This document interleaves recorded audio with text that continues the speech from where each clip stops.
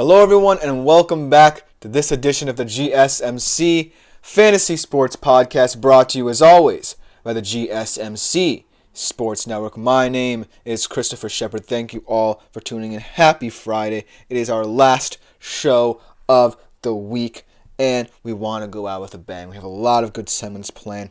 Some that are familiar to you and me, some that are new and going to be introduced to the show. So start off, those will be our newer segments.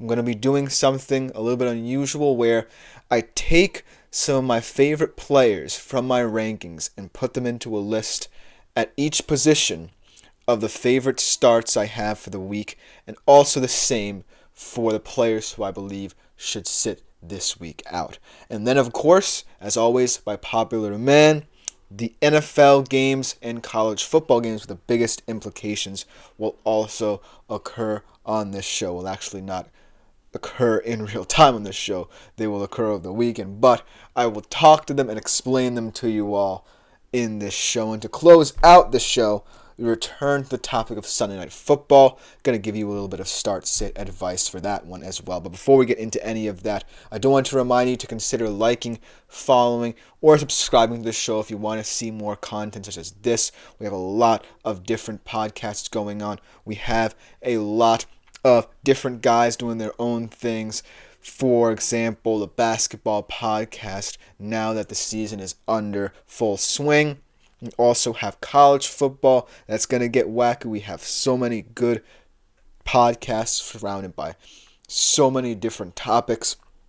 So there's definitely many different ways you can contribute. But if you want to interact with our shows more directly while we are streaming, consider making yourselves available to the Super Chat, Super Thanks, and Super Stickers features here on YouTube. They're a great way to contribute and interact directly with the show. If you have any questions, comments, or concerns throughout, it will pop up on my screen. If you leave a comment, I will read it out loud and you can get your opinion on the air. You can also click the dollar sign in the comment section on YouTube to leave a tip or donation as well. And everything you do is greatly appreciated. But without further ado, let us jump into our first segment of the day here. And like I said, it's a new one to the show. My favorite starts of the week. As you or some of you may know, throughout the week, I rank my favorite players from a matchups, from a performance perspective, in terms of at each position who I believe should start for you each weekend. But now I've compiled a list at each position of my favorite of those starts. Without further ado, hopefully you guys really like this one because it's going to be something that I think I'm going to continue from now until the end of the season. So let's jump right into it. Starting off, like I said, going to be breaking this down position by position with the QBs. And for some reason, this guy, in my mind, is going to have a big week. I don't know in what particular way. I don't know why I feel so strongly about this as a kind of fantasy option here for you. But I do believe that Kyler Murray is going to be someone who should start or consider starting this weekend. In this matchup against a Dolphins defense that certainly feels like it should be better because it has the star players at every level of the defense, but just hasn't been the elite defense we thought it was going to be this season. Obviously, Jalen Phillips looks like he might miss the entire season yet again, so that kind of issue of continuity is rearing its ugly head for this defense. And so I feel like there were a lot of positives to take away from Kyler Murray in that game with the Chargers that could translate into what is now a Dolphins defense that's looking a little bit more depleted than we think. Also, one thing that I did notice in that Chargers game was that Marvin Harrison and all these different receivers were running good routes. It was just a question of getting them going and in rhythm in game time. I don't think that game was necessarily going to be predicated on the skill position players. It was more predicated on which quarterback would blink first. And while Justin Herbert didn't blink, Kyler Murray has the dual threat ability to make big plays, and that's what won the Cardinals that game. And in this game, I feel like everything's going to click. It's not just going to be about Kyler Murray. It's going to be about how he distributes the ball in this game. And thus, that is why I feel so strongly that he should be someone who could warrant a start for you at the QB position. Well, moving on to the running back position, I kind of feel like David Montgomery is going to have a big game. Now, I'm blanking on who the Lions are playing. I believe they're playing the Packers this week. Titans this week. So it's going to be a matchup where you feel like David Montgomery, now that you know the injury concerns from last week's game did not rear their ugly head, he will play in this matchup and against a Titans run defense that hasn't really been the main force for them. They have been a good defense, but their run defense has been leaky. I do think that both him and Jahmyr Gibbs will warrant a look as your starting running backs. I feel that, this is a Lions team capable of running the football with either of these guys as their quote-unquote starter. But because of their potency, this two-back tandem works so nicely no matter the status of this backfield. And so that's why I believe that David Montgomery, even though there were some injury concerns last week, will look fresh and ready in this game against the Titans' run defense that I feel like people might be overrating at this point. And then at the wide receiver position, I feel like this matchup is kind of the one that's most contentious and kind of one that I'm thinking about in my brain and contemplating whether or not I should have picked this guy, but I'm going to stick with it because I believe that this wide receiver is an X factor to his team's success, not just in this game, because it's a very, very integral game to get them going, but for the rest of the season for them. And that is A.J. Brown. Now, this Eagles-Bengals game, a lot of people are saying this is the game of the week. I think that there are other games out there that we'll get to in my implication segment that might be better, but I do think that this is important for both these teams. For the Eagles to establish an identity that isn't just, too tailored to what Saquon Barkley brings to the table. I feel like, yes, you are concerned about Jalen Hurts not stretching the field vertically as much and not relying on his arm talent, but I do believe that when they connect, him and A.J. Brown, this offense becomes much more potent because A.J. Brown was brought in to this Eagles team to be that vertical element for them, and to underutilize him or to not utilize him at all would be a travesty, especially in this game where you can exploit this Bengals defense. A lot of people might say the Bengals secondary is quote-unquote the best part of this team, but I do feel like there will be opportunities at every single level of the field for A.J. Brown to wreak havoc and make things easier for Jalen Hurts, because that's the basis for what I think this offense should be founded upon.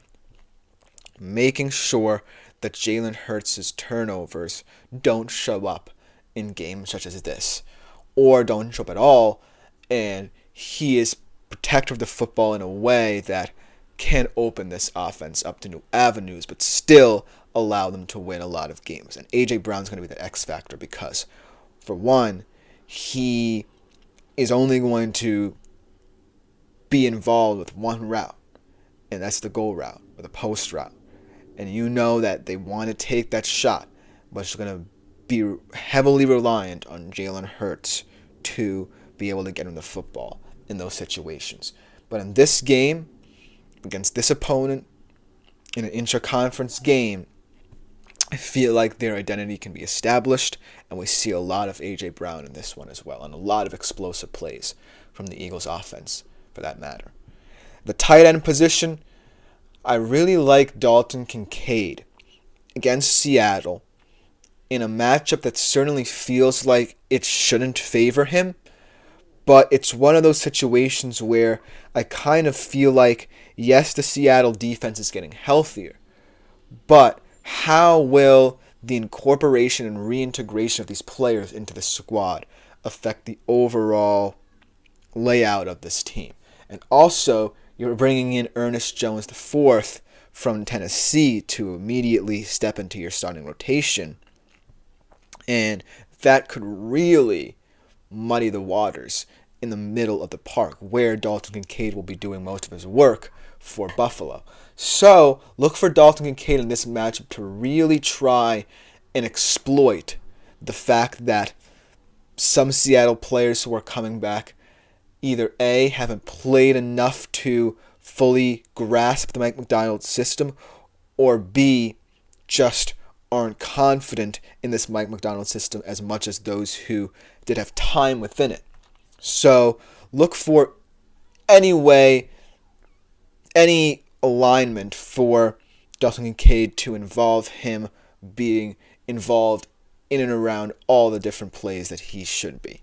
And not for nothing, I do believe that there's so much diversity now in the Bills offense that perhaps this pick will look silly at the tight end position, but I still think Dalton Kincaid is worthy of a starting role in a fantasy football squad as potentially your tight end one, and if not, then a high-end flex option for you. And to close out this segment, for the final position, the defense that I think will have a good week, or the best week out of all those I ranked, is the LA Chargers. Now, you're going to think about the Chargers defense. I feel like a lot of people either overrate them or feel like they should be worse based off of the offensive struggles and because they're often injured. But I feel like the Chargers are a team that doesn't necessarily get called into question too much. They don't fall under much scrutiny, win or lose. And that game against the Cardinals, yes, it's kind of concerning, and it was a primetime game for them. But I feel like when your defense only gives up 2 explosive plays to really swing the tie in the opponent's favor, then you can't really take that much blame, especially for what this Chargers defense has been through. They've had a couple injuries this season. Joey Bosa's been out. I believe a lot of injuries in their secondary and things of that nature.